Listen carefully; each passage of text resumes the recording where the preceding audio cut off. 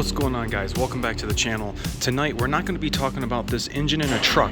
We're going to be talking about it on a stand and some of the things that I see that happens to my poor 6.7. Watch this video and find out if you guys are taking care of your vehicle right and doing oil changes on time. All right, guys, let's go.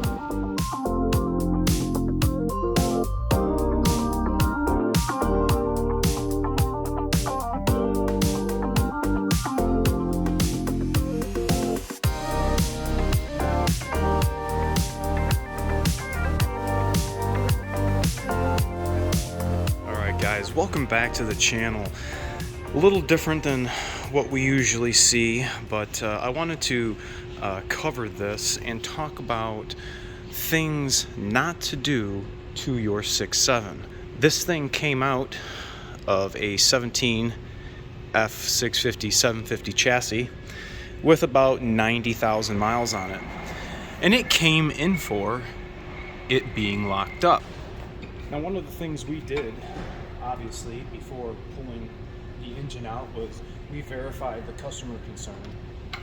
Before I continue to make a mess, let me put a little bit of wipes down here so I don't dump oil on the ground. So continuing, when we first give intake of these vehicles, obviously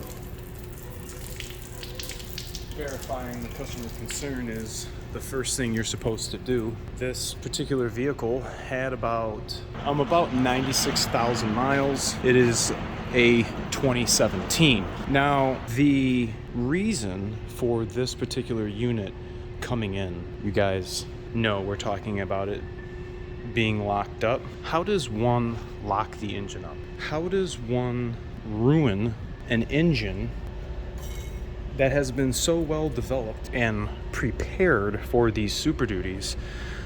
I just asked myself a question: why? What are you guys doing out there? All of the engines that I replace, that we replace, are all out of cab chassis. And the common denominator that I am seeing is they're all work trucks. And being that they're all work trucks, everybody who drives these, it is not their vehicle. I don't care. How many times have we had the oil change light on and they keep clearing it? I wish you guys could smell the oil on how nasty and burned it is. So, with 96,000 miles, I want you guys to ask yourself a question. 96,000 miles. How many, pause the video, get you a calculator, and I want you to find out and tell me how many oil changes do you think this vehicle should have at 96,000 miles? It's okay. I'll wait. Figure it out. We change it every 5,000 miles or 200 engine hours. Now, I know a lot of you guys are going to say, well, that's not what the owner's manual says, which is true. You guys are not wrong. The owner's manual says to change the oil per the Intelligent Oil Life Monitor. It tells you when to change your oil. Now, personally, I don't agree with that. I don't think it is a good rule of thumb to go by.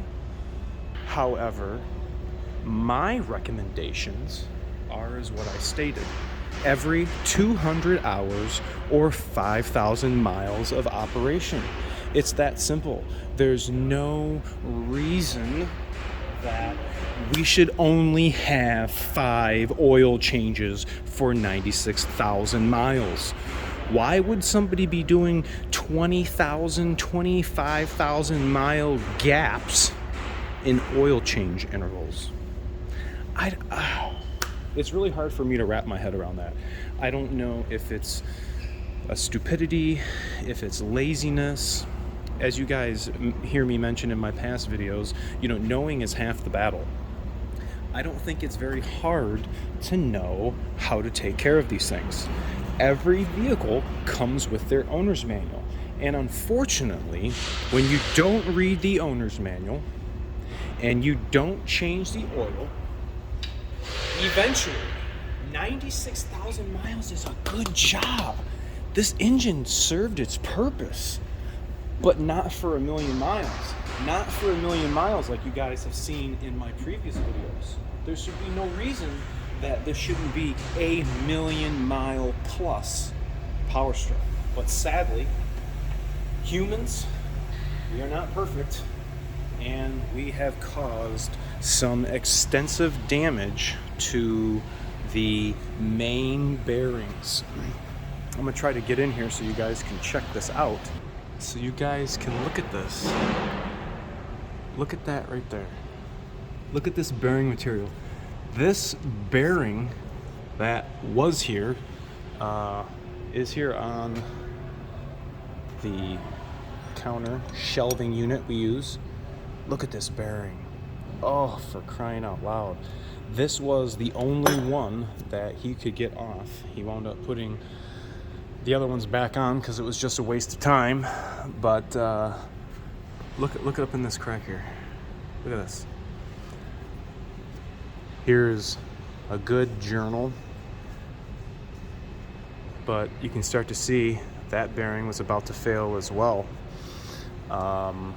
This is the lower end to your 6.7. Here's the oil pump gear right here. That oil pump gear has since now been moved out. On the 2020s, it actually hangs down into the upper oil pan. So to do an upper oil pan on a 20, comparing and contrasting, you know how we just slide these pans out the back. Once you remove the transmission, sliding it back is going to be a little bit more of a pain on these 2020s. Look how big these components are. Just ruined. Just ruined. This is not going to be a warranty repair, obviously. Have a hard time warranting something that is not being taken care of. Obviously, if you don't have the proper documentation for said oil changes, then you can't prove to me you've changed the oil, then I can't warranty this. Look at that bearing material. Look at this. Just awful. I just wanted to show you guys and bring this to your attention, how critical that lube is for these bearings. What are you using? Something we talk about all the time. People are telling us to stop talking about it. What kind of oil are you guys using? Are you guys not changing your oil at all?